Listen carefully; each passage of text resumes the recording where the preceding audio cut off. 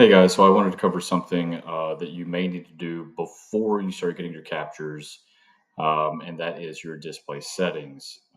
In the original one that I got the captures, it did not show these icons. It showed like from here up, like midway, because they were down here, but I had to move them up, and then I was able to see them. It also did not capture any of this. The interface was just wrong.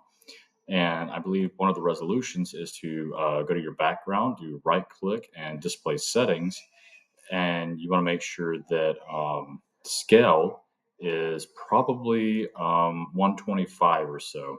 So scale about 125. If you do it any smaller, you're not going to be able to see your icons. You do it any bigger, and the captures are going to be way off.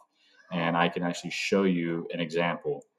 Display resolution, I have at 1920 by 1200 because that's recommended. It's native for like this laptop size.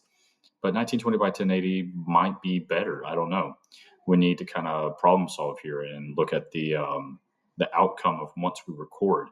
So what I want to show you is an example of what I'm talking about. So for instance, in the simulation view, and I'll break this down in the next video, like the interface of the editor, but in the simulation view here, this red box is over Uperform. However, when I go to the document view, the red box is over the recycle bin. It doesn't make sense. Also, it may have not even included, see if I scroll to the right, it doesn't even include the additional information over to the right.